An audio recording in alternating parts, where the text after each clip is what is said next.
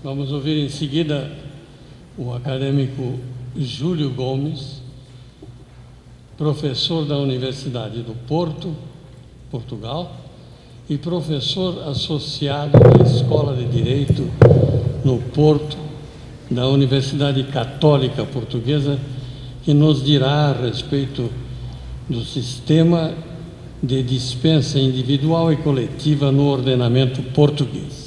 Eu começava por, obviamente, agradecer ao Sr. Professor Nelson Manrich e à Faculdade de Direito da Universidade de São Paulo o gentil convite que me endereçaram e, evidentemente, por saudar e cumprimentar os meus ilustres colegas italianos e brasileiros e por endereçar também as minhas saudações ao público. Nós temos uma língua que nos une e um sotaque ou um acento que nos divide, e o meu colega e amigo Pedro Romano Martínez, que veio muitas vezes ao Brasil, esta é a minha primeira viagem, deu-me duas sugestões. Disse-me, abre as vogais e fala devagar. Eu abrir as vogais não consigo, não sei abri-las, mas vou tentar falar lentamente. Eu começava, desde logo, por dizer que a minha intervenção vai ser muito facilitada, porque já disse a senhora professora, porque, em grande medida, o nosso sistema português seguiu, em traços gerais, o sistema italiano. Há, todavia, algumas nuances que passo a exprimir. Também não sei até que ponto é que a escolha de um português, a não ser pela simpatia e pela cordialidade que une os nossos povos, que já tiveram uma história comum, não sei até que ponto é que a simpatia do convite não oculta um erro de casting. É que Portugal não tem verdadeiramente nada a ensinar em matéria de despedimento coletivo, como verão. Mas, voltando atrás, a nossa Constituição proíbe, como sabem, o despedimento sem justa causa. Em Portugal, qualquer despedimento tem que ter uma motivação, uma justa causa, seja ela objetiva ou subjetiva. O despedimento com justa causa subjetiva é normalmente identificado com o despedimento disciplinar, embora alguns autores considerem que uma outra figura, o despedimento por inadaptação, também tenha algumas cambiantes subjetivas.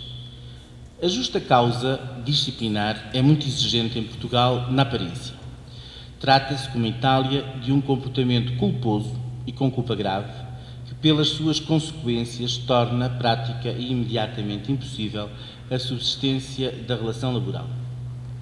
Na verdade, é e não é exigente. Por exemplo, recentemente em Portugal, um trabalhador foi despedido disciplinarmente e o Supremo, ainda foi só a Relação de Évora. A Relação de Évora considerou justificado o despedimento porque se apropriou, ele era caixa, numa estação de serviço e apropriou-se de 2 garrafas de água que não registou, isto ao longo de um mês. Um dia tirou uma para beber, no outro dia tirou outra, e deu um café a um colega que também não registou.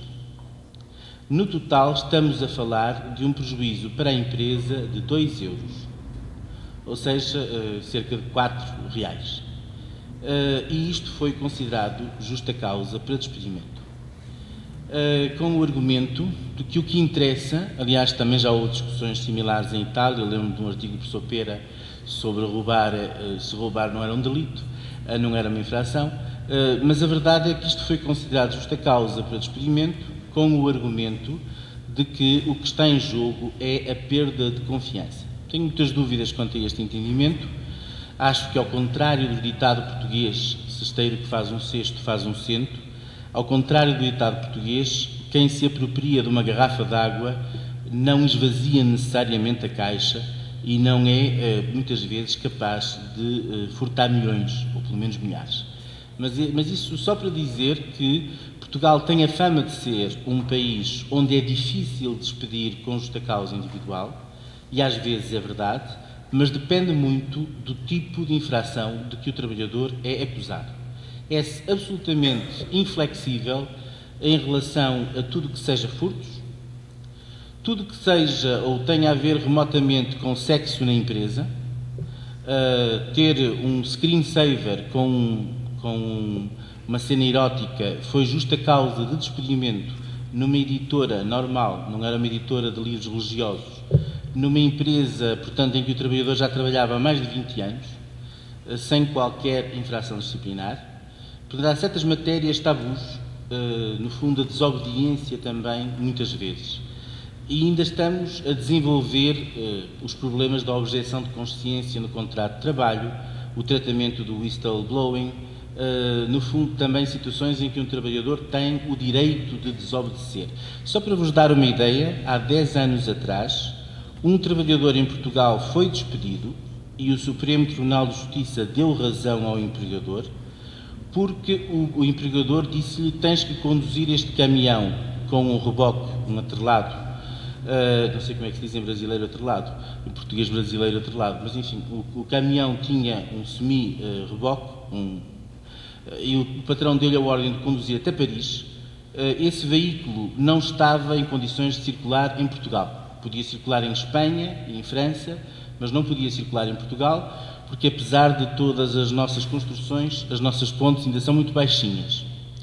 E, portanto, o trabalhador disse: não conduzo o caminhão e o atrelado nestas condições, foi despedido e o Supremo Tribunal de Justiça entendeu que havia justa causa para despedimento.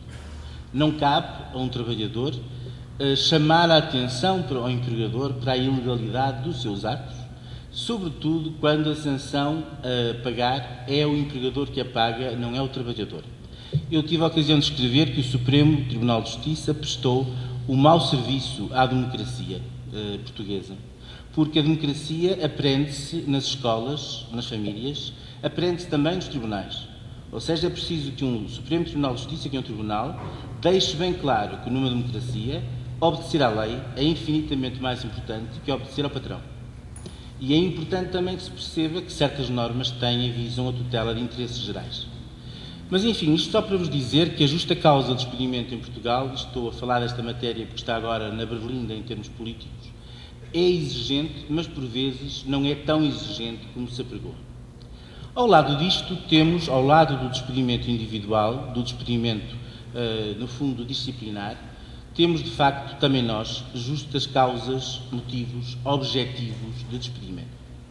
Só que aqui a nossa situação é um bocadinho mais complexa do que a italiana. Já agora, antes disso, também nós temos, em regra no despedimento, um sistema de tutela, alguns autores dizem de tutela real, tutela forte. A reintegração é a primeira consequência do despedimento ilícito e não precisa de ser, não é necessário que seja abusivo ou discriminatório para que a reintegração seja uma sanção possível, uma consequência possível. O Código de 2003 veio abrir agora exceções nas microempresas até 10 trabalhadores e nos cargos de direção, mas a regra continua a ser a da reintegração se o trabalhador assim o desejar. E também sujeita a asterrante, no fundo, caso o empregador não realize a reintegração. Há nuances.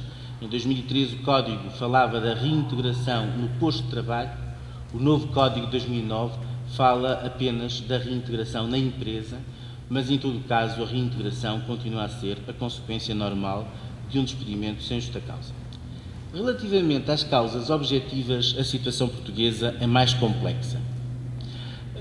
Portugal foi condenado pelo Tribunal de Justiça, não sei se a Itália também foi por acaso, mas Portugal foi condenado pelo Tribunal de Justiça por incumprimento da primeira diretiva sobre despedimento coletivo. No caso, Comissão contra Portugal, Portugal foi condenado por esta razão.